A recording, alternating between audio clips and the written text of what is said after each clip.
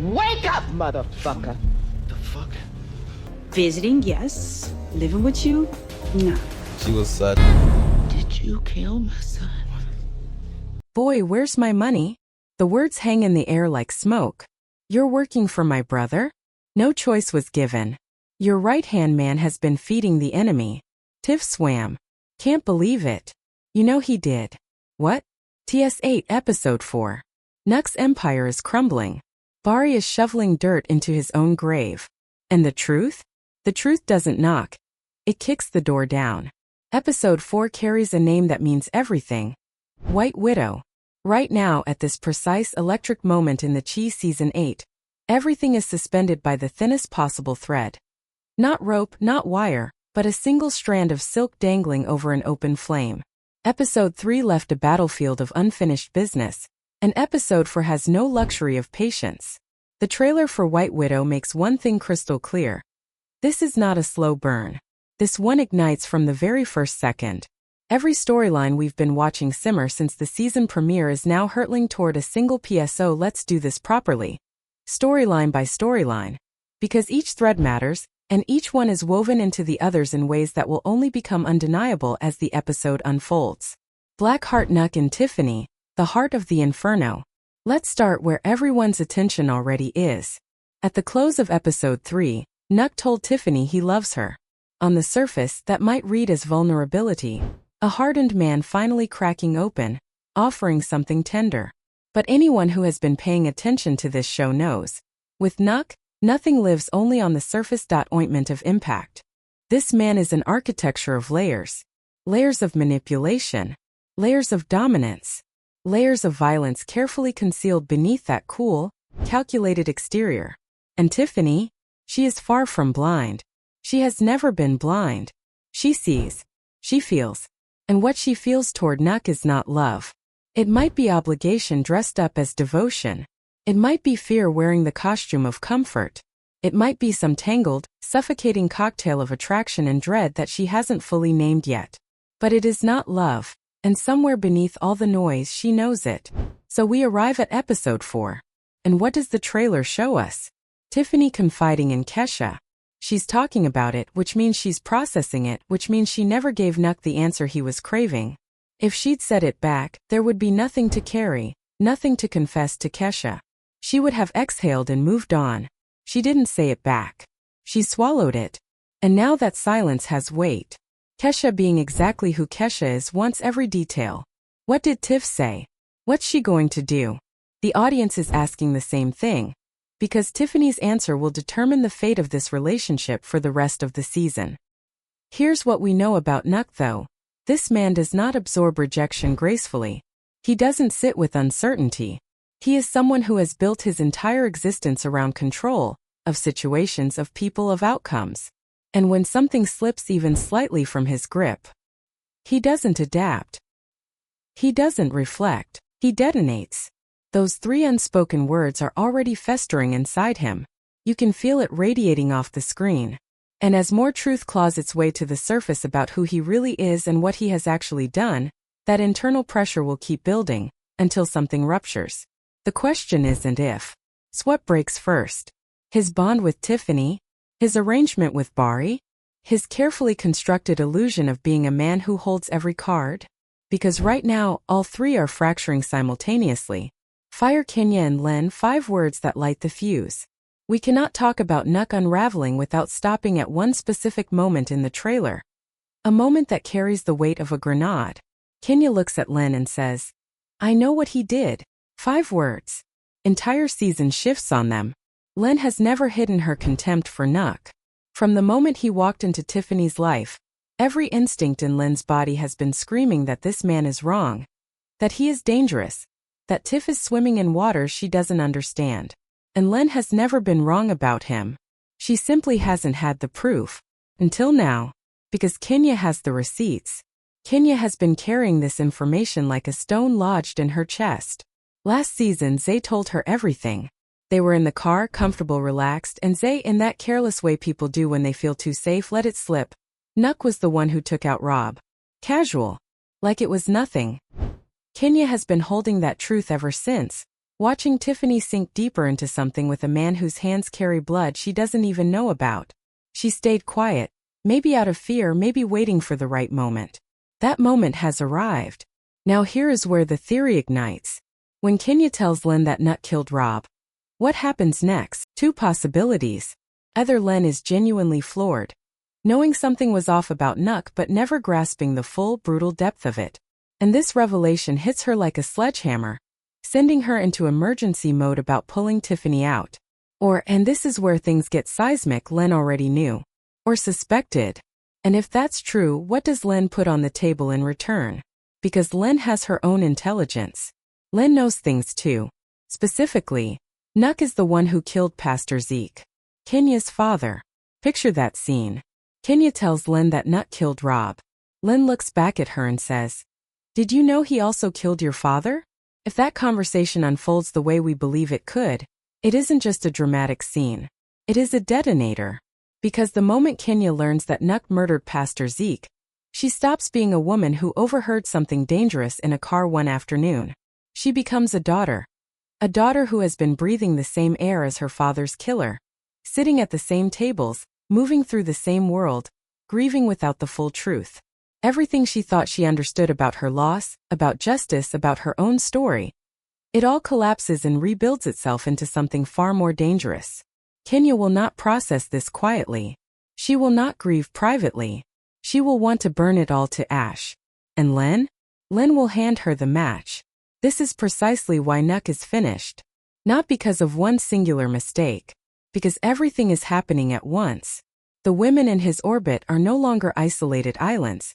They are talking. They are connecting. They are assembling a mosaic of truth that is far more devastating than any single piece could be on its own.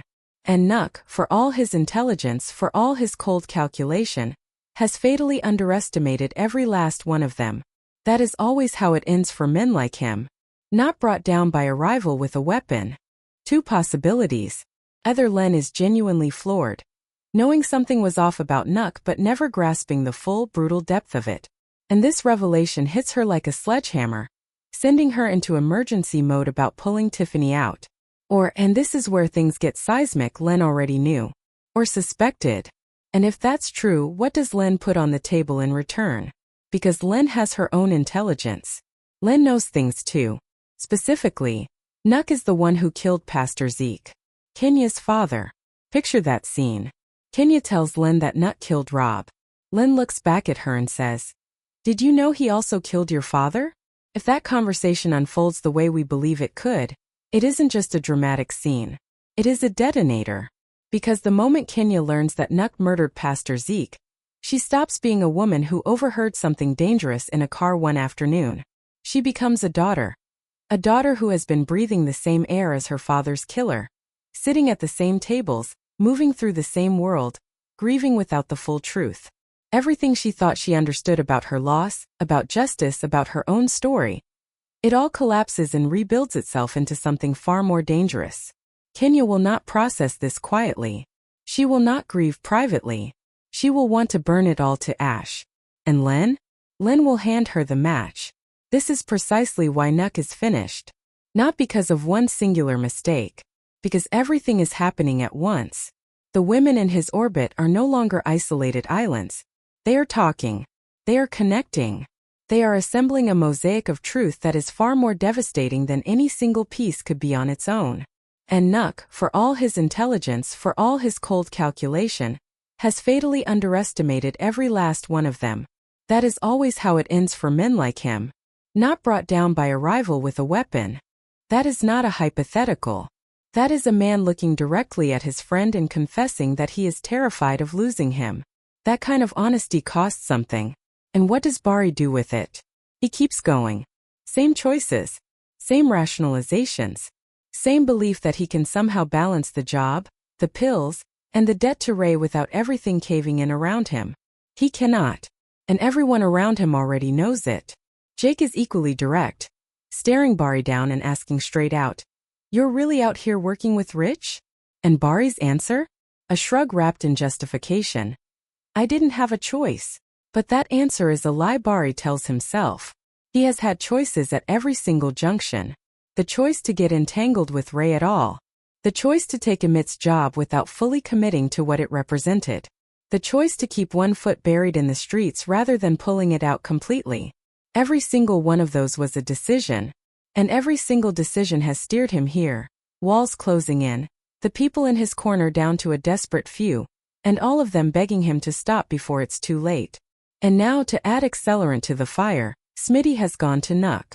Smitty told Nuck that Bari is out here moving product for Rich.